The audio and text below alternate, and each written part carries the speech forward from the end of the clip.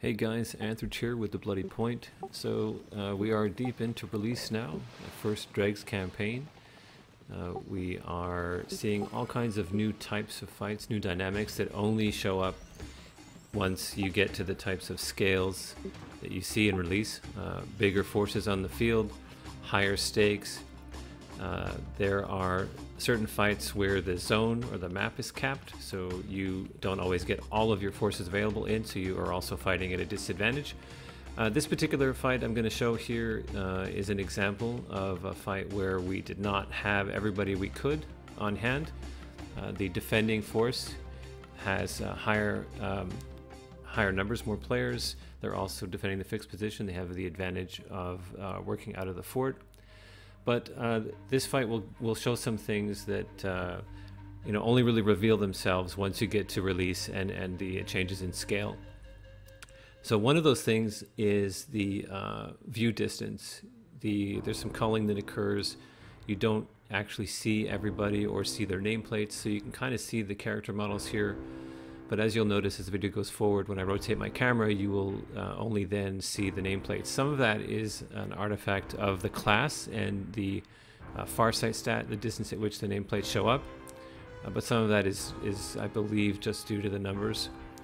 So you'll notice that if you're playing now, you'll notice that certain strategies have kind of have dominated some of these larger fights, which is the use of what's called the Chaos Orb. That's that slow-moving ball you can see here, a couple of them coming out from the fort. There's some mechanics involved with that, which are somewhat, I won't say that they're being exploited, but taking advantage of. So you can fire those things through walls, which is problematic, of course, and they're doing a lot of damage right now. These are probably going to be nerfed going forward, but for the moment, they are a pretty dominant tool in a lot of these fights, especially where you're having choke points. So we have an interest in this fort. Obviously, it is actually the only timber fort on the map. Timber is very important when you're in the early stages of a Dregs campaign. You have to build up all of your buildings, etc. So a lot of the fighting that is going on over this resource is extremely important. These fights are important to win. And while we have secured the materials from this fort once, the owners are now catching on and showing up early, capping the zone and defending throughout. But we're here in force with what we have. We could get in the zone, and we're going to see what we can do here. This is mainly a test. This was the first time, I believe, at this, to get an idea of what's involved, what their posture would be. Would they come out? Would they stay inside, etc.? There's also the possibility that a third force will show up close to the end of the window, and we can take advantage of that to, third party the fight and maybe deal with the greater numbers that way. So the plan here is just to sit tight at this range, maybe catch them in a bad position. The defending force is composed of many groups. Obviously, the group limit is 6. It's also multiple guilds. They may be in different comms. Some people jump out, they commit a little too much. In these types of large fights, one of the few chances you have to defeat the greater numbers is to get them to split up a little bit. So we're attacking, holding position, staying at range, being patient, rotating around the fort here. It's not ideally executed. We have people who are not stacked on me at this point.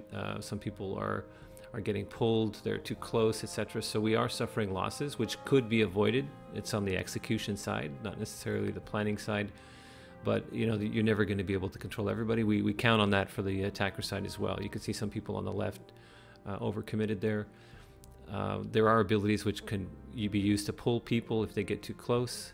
You have to be within a certain range, and that's one way to whittle down forces. Of course, anybody that is killed here can't respawn locally. They have to be revived or resurrected, or they have to respawn at a respawn point in the field and travel back here. The advantage then it goes to people who have a local respawn. The attacking force ourselves, we do not. So we're really just probing, trying to stay patient, see what the force does, see if an opening presents itself. see if a third party shows up, get an idea of the ranges involved with the new meta. The attacking force is, they far outnumber us, but they're also being very patient. They could just push if they wanted to, but they're not doing that either. Again, the stakes are so high with this resource in this fort, the timber fort, that neither side wants to, overcommit and make a mistake. We're seeing a lot of changes in tactics on the field and strategy in general, from beta to release, which is really interesting. And the way this is going to play out is going to change as well as some of the powers get adjusted.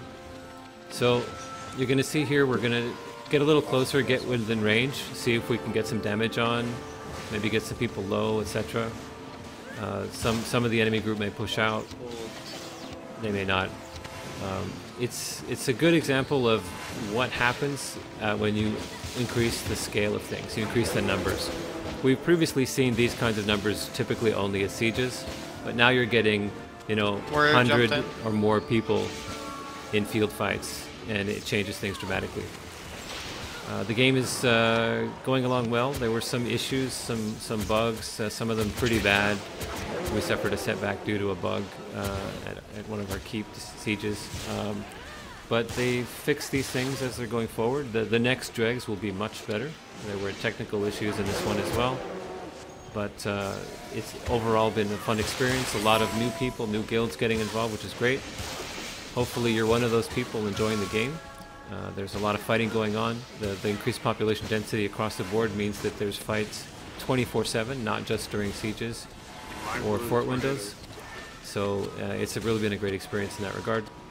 A lot of new people playing the game, and it's just going to get better as we go forward. So thanks as always for watching. I'll let this play out, and I hope you enjoy the game, and I will have more content soon. I apologize for not putting up many videos lately. I've been very busy in game. I have a lot of responsibilities, but I will try and get some of this footage processed and up as we go along. Thanks again, and see you next time.